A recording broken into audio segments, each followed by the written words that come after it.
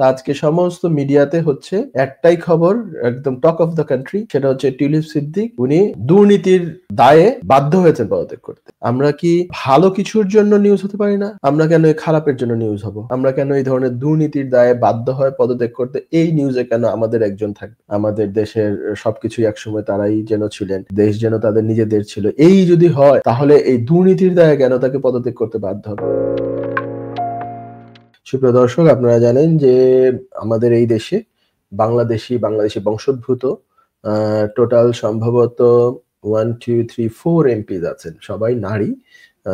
Great achievement. 4 জন নারী আমাদের কমিউনিটির এমপি হয়েছিলেন, এখানে এমপি হয়েছেন, এখন এমপি পদে তারা আছেন।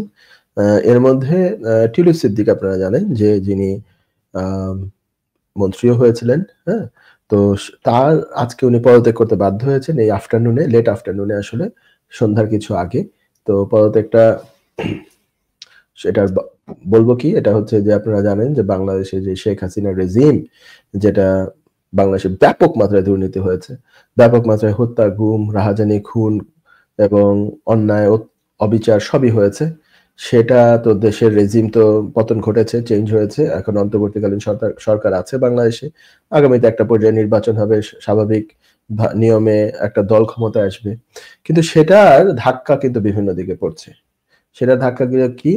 একটা হচ্ছে যে এখানকার যে টিউলিপ সিদ্দিক এমপি, যিনি মন্ত্রী হয়েছিলেন, উনি ফ্ল্যাট উপহার পেয়েছিলেন অন্তত 2 বা 3টা, এবং সেই সাথে তার নামে বাংলাদেশে যে রূপপুর পারমাণবিক কেন্দ্র, সেখানে রাশিয়ার সাথে যে চুক্তি, সেখানেও বেশ বড় মানে তার দুর্নীতির কিছু আভাস পাওয়া গেছে। তো কানেকশনস পাওয়া গেছে। তো এইগুলার পরিপ্রেক্ষিতে তার বিরুদ্ধে তদন্ত চলছে, এখনো চলমান। এই অবস্থায় উনি আজকে পদত্যাগ করতে, আমি তো বলবো, বাধ্যই হয়েছেন। কারণ পদত্যাগ করলে তো আরো 4 দিন আগেই করতেন। যখন থেকে কথা উঠেছে তখনই করতেন। এখন উনি মানে আর দিক বিদিক আর কোনো পথ না খুঁজে পেয়ে তো পদত্যাগ করতে বাধ্য হয়েছেন। তো এটা আমি বলবো যে আজকে বিবিসিতে এটার লিড নিউজ, আজকে নিউজ পেপারগুলোতে কালকের জন্য লিড নিউজ, অথবা অনলাইন যতগুলা পোর্টাল আছে সবগুলাতে এটা এই দেশে এটা লিড নিউজ। তো আমাদের দেশের, আমাদের এই জাতির, আমরা কি ভালো কিছুর জন্য নিউজ হতে পারি না? আমরা কেন খারাপের জন্য নিউজ হব? আমরা কেন এই ধরনের দুর্নীতির দায়ে বাধ্য হয় পদত্যাগ করতে? এই নিউজে কেন আমাদের একজন থাকবে? আমাদের জাতির একজন। এখন হচ্ছে যে তারা হয়তো আরেক ধরনের একটা পরিবার, তাদের পরিবার অন্য ধরনের জিনিস, কিন্তু ট্যাগ তো লাগানো আছে যে বাংলাদেশী বংশোদ্ভূত। বাংলাদেশে তারা তথাকথিত আমাদের দেশের মানে জাতির পিতা ছিলেন, আমাদের দেশের সবকিছুই একসময় তারাই যেন ছিলেন, দেশ যেন তাদের নিজেদের ছিল। এই যদি হয় তাহলে এই দুর্নীতির দায়ে কেন তাকে পদত্যাগ করতে বাধ্য হবে? এটা একটা শেম, ভেরি মাচ শেম। এটা মাথা হেট হয়ে যাওয়ার কথা, এবং এটা আরো আগে করলে ড্যামেজটা যত কম করতে পারতো তত ভালো হতো।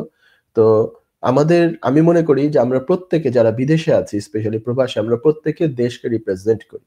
আমরা প্রত্যেকে একেকজন অলিখিতভাবে বাংলাদেশের একজন অ্যাম্বাসিডর। আমরা বাংলাদেশকে রিপ্রেজেন্ট করি আমাদের কর্মকাণ্ড দিয়ে, আমাদের চালচলন দিয়ে, আমাদের অ্যাটিটিউড দিয়ে, আমাদের ব্যবহার দিয়ে, আমাদের প্রফেশনালিজম দিয়ে, সবকিছু দিয়ে নিজের দেশের সম্পর্কে মানুষের কাছে বেটার ইমপ্রেশন দিতে চাই আমরা। তা আজকে সমস্ত মিডিয়াতে হচ্ছে একটাই খবর, একদম টক অফ দ্য কান্ট্রি, সেটা হচ্ছে টিউলিপ সিদ্দিক উনি দুর্নীতির দায়ে বাধ্য হয়েছেন পদত্যাগ করতে। ঠিক আছে? তো এইটা আনফরচুনেটলি এই পরিবার সম্পর্কে যা কিছু নিউজ এখন আসছে আমাদের সামনে, তো সেটা অনেক অনেক আনফরচুনেট। আমাদেরকে বিভিন্ন সময় বিভিন্ন কিছুতে চোখে ধুলা দিয়ে রাখা হয়েছিল বলেই মনে হচ্ছে। তো আমরা দেখি কোথাকার পানি কোথায় গড়ায়, এবং আমরা সবসময় আমাদের দেশের ভালো চাই। আমরা চাই আমাদের দেশটা এগিয়ে যাবে, দেশটা দুর্নীতি মুক্ত হবে। এতগুলো মানুষ মারা গিয়েছে, যাতে আগের অবস্থানে আর কখনো যেতে না হয়।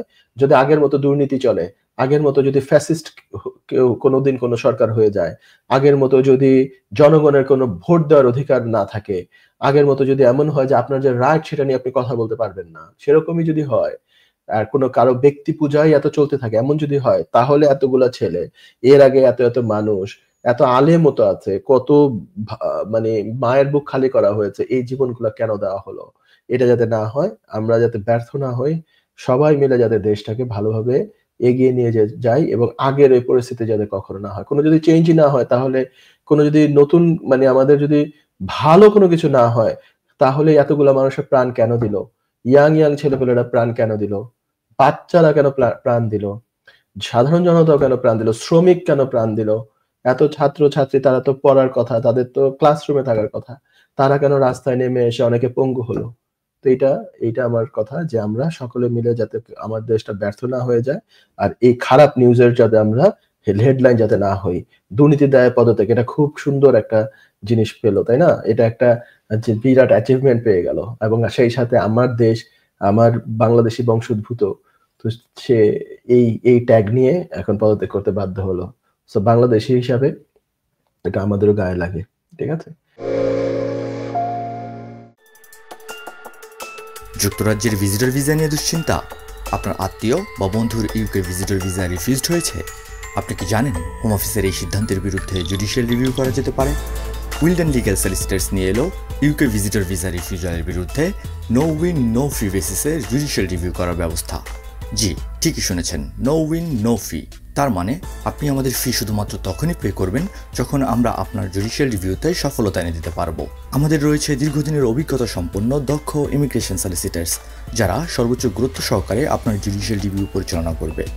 বিস্তারিত তথ্যের জন্য যোগাযোগ করুন 0207 423 9977। Wilden Legal Solicitors, your trusted law firm.